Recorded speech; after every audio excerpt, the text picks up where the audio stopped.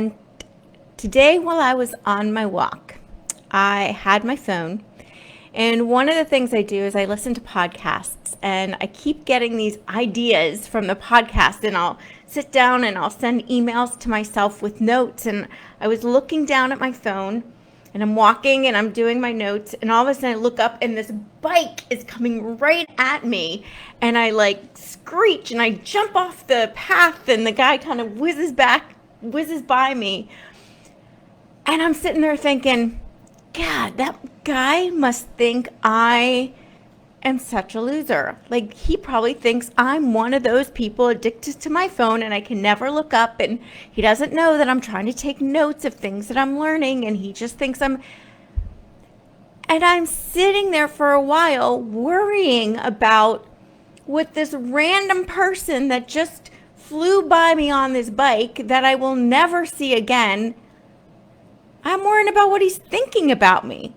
And I can guarantee you, he wasn't thinking a damn thing about me. But here I am beating myself up for, God, can't believe I did that.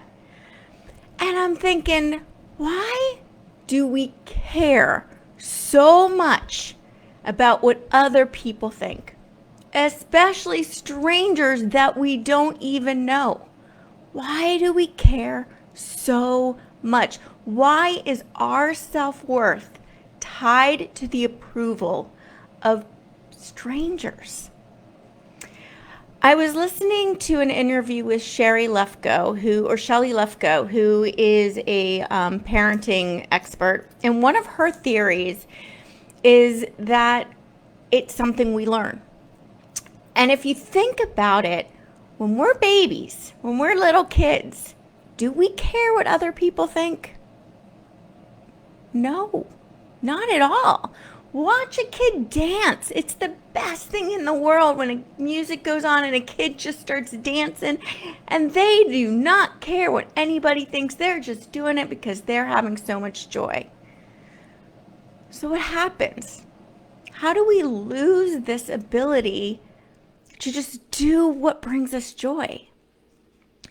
And one of the theories is we actually teach it out of our kids.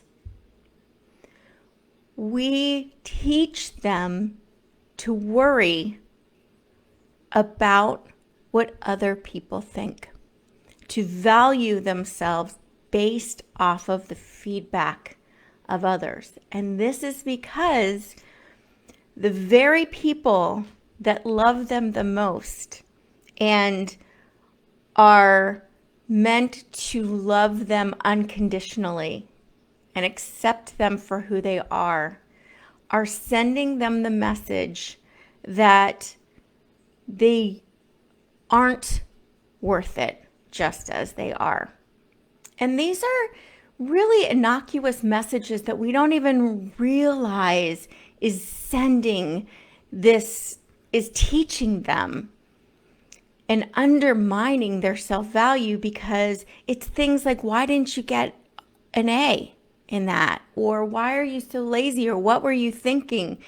And these questions that are meant to motivate and inspire and encourage are actually making them think, well, I'm not good enough the way I am. And now I need to start getting insight and feedback from others to determine what is right and what is good. And if my parents don't think I'm good enough as I am, then clearly no one else is going to think I'm good enough as I am. And then we hit adolescence. And adolescence is, as we all know, it is this time where we start thinking much deeper. And we start noticing the difference between these ideals that we set and that we see in the media and that we just believe in our hearts or we see on social, and we see how we don't compare. We find all the things that are better than us, and we see this gap between what the world is telling us is great and awesome and where we are. And we never measure up. And so we end up turning to everything and everyone for affirmation that we are good enough and that we are okay in some of these areas. And now kids are turning towards likes. They're measuring their self-worth by likes. And the reason these are so addictive and they do this is because it's tangible, measurable, comparable feedback. And a lot of times that might be some of the only positive feedback that they're getting or that they believe in. And so we're really sending this message and training. We've got this window of opportunity where we're building all these connections and we're establishing our beliefs in ourselves and about the world. And this is the moment, the opportunity that we as parents have to help them realize their self-worth and to minimize their dependency on the feedback of others, on the approval of others.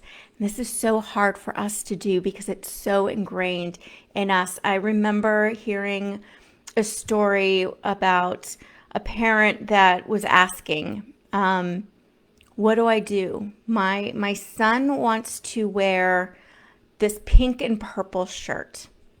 He loves this pink and purple shirt. And I'm afraid that he's going to get bullied for wearing this pink and purple shirt. What do I do? How do I make sure? How do I tell him not to wear that shirt?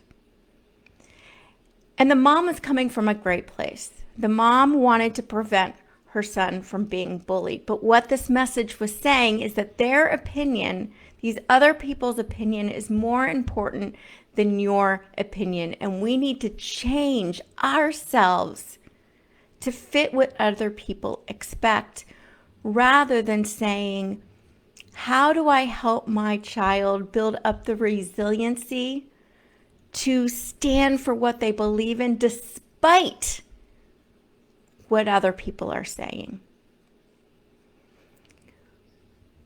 And this is hard to do. It's hard to build this resiliency and this belief.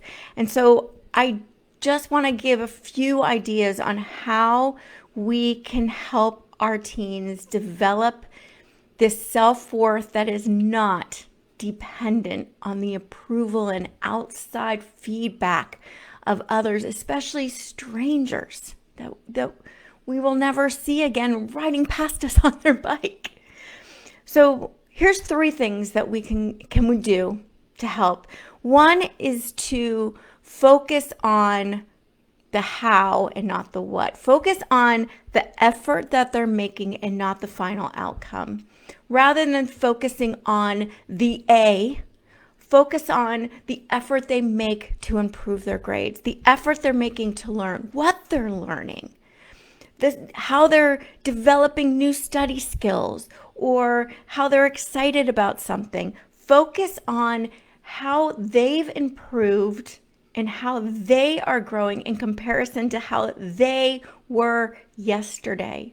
Not in comparison to the rest of the class or the rest of the world or their siblings. Compare and help them show that their improvement is only measured by how they've improved from what they were doing yesterday, and helping them learn how to improve on what they're doing today. It's not about the A, it's about learning better. It's about getting better study skills. It's about learning something new. Focus on how the effort that they're putting in and not the end result, which is this tangible, measurable. If I don't get this, that means I'm not worthy. Another thing to focus on is the experience, not the appearance. This is really important when it comes to the things that our kids do for fun. I really want to focus on, what do your kids do purely for the joy of it, without judgment? What do they love to do that just delights them? So many of the things that our kids start to do that they love, it turns into work and it turns into competition very quickly. I know we struggled with this with my daughter with dance. She just wanted to dance because she loved to dance. And then it became about competition and who got into, who was excelling in this and who won this award and it was just everything cheerleading the same thing. She just wanted to do cheerleading, and then it became about the competition. And everything was about getting better and the competition and who are you beating and who are you improving. And it no longer is fun. It's all about, am I the best? Am I winning at it? And if I'm not winning at it, then I shouldn't do it, because I only should do things that I win and I'm the best at. This is what we're telling them, which means doing something for the pure joy of it, whether you're the best or not, becomes completely foreign to us. So having them, allowing them, finding things that they can do just for the joy of it and not to have to constantly be the best at it. Finally, and this one I think is so essential, is spending time with your kids with no agenda. Nothing. Purely to be spending time with them. It is not about practicing this or learning that or doing that or building this or making sure we're getting our exercise in and making sure.